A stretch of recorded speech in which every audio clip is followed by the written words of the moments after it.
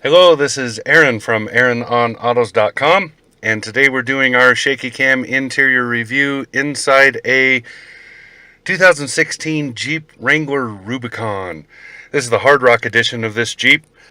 Excellent, excellent drive. One of my favorite vehicles of all time, of course, and that's because I love rocks and dirt and bushes. So, today I've been bouncing around in the countryside a little bit, climbing some hills, dropping off some rocks, all that good stuff.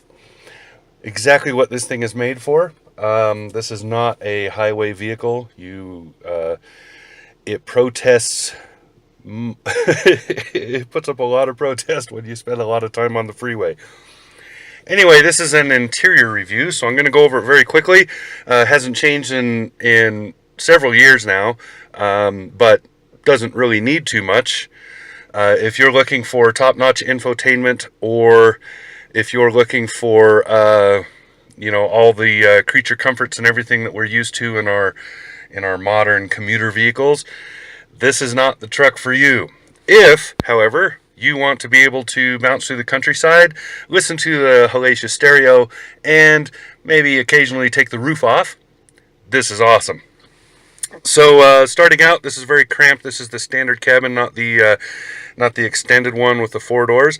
So you have your door locks and stuff here, door handle here. The doors are very positive. You have to pull them closed and feel them latch.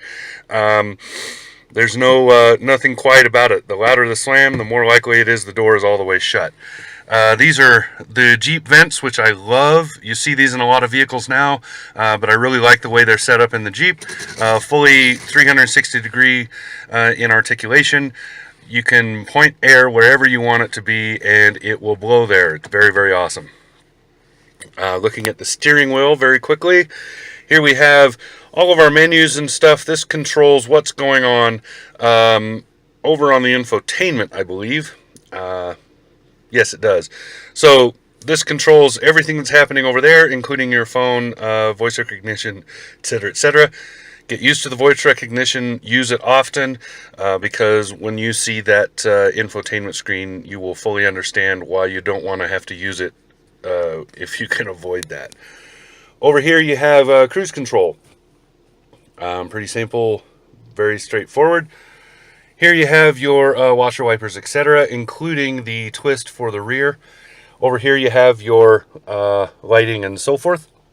Instrument cluster, very, very, see if I can get it focused. Very straightforward, easy to view, kind of old school a little bit in its appeal. You have fuel over there, and I will tell you that if you spend a lot of time driving this, you will watch that fuel gauge move to the left a lot. These are not eco-friendly vehicles. Over here you have your speed. Down there you have some information. Not a whole lot of information, but there is some pretty good information, including the temperature outside, what's going on the infotainment, etc. There's the direction you're pointing. That's your compass. Over here you'll have the tachometer. This is the automatic transmission. I would very highly recommend that you get the standard transmission if you plan to do a lot of off-roading, just because you get a little bit more control. But again, totally up to you. This I believe it's a 6-speed. This 6-speed automatic is actually a pretty good transmission for this rig. Down there you can see what gear you're in, vehicle mileage, etc. Over here you can see I am in 4-wheel drive. I just came off the top of a hill, so I'm still in 4 high. Over here is your engine heat. What some astute people might be noticing is that there is no temperature for your differentials or anything like that. You can add those, certainly. There are tons of aftermarket options, but honestly, I don't know how often you're going to need that if you don't do a whole lot of other modifications to this rig. As is from the factory, this is an awesome, awesome drive. So over here, now we're looking at the infotainment. This is highly outdated. This this is the probably the first generation of Uconnect. If not, it's very close to it. Terrible screen. There's no backup camera in here. Some of the way the menus look are just very pixelated and outdated. But there are plenty of things to do on here. I really like the voice recognition. I really like a few of the other things, but for the most part, this is mainly a side note. You're probably not going to use it much. Also, old school flip out CD player there.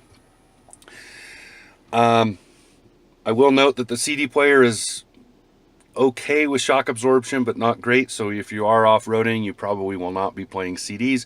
However, there are USB plugs, etc., Bluetooth and so forth, so you can use your player instead. This controls the mirrors. So if you notice they were not on the door, or the windows, if you notice they're not on the door, here they are. This is how you control driver's side, passenger side windows. More of those vents. Down here, climate system, very old school. How hot do you want it? How fast do you want it to blow that out? Where do you want it to blow it? Simple. Down here, this does have the bun warmers. This controls the side mirrors, so that's how you adjust them. Over here's a 12-volt plug right there. This turns the 120 outlet on and off. Bun warmer on the right side. Duke's lights in the middle. Hill descent control, which you will use in this rig fairly often. I just used it to go down a very hairy hill with a lot of bumps, and I really needed to pay attention to steering so that I didn't flip this over. This works very well. Traction control on and off. Honestly, I don't ever use that. I leave it on all the time. This Jeep is pretty good at turning that off on its own when it doesn't need it. Automatic transmission, again, there is a 6-speed manual option. This is the transfer case shift, so you can see I'm in 4 high, all the way forward is 2 high, and out and down is 4 low. Drink holders there, handbrake here. In here, you have 2 different cubbies. So there's the bottom cubby. You can see my dash cam and stuff is down in there, and the USB is plugged in. I think that's a selfie stick.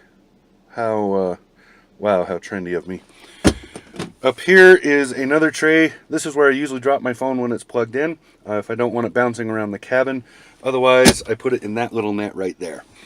Over here you see, here's the OMG bar. Here's the other door. Getting a little glare because the sun is coming from that direction a little.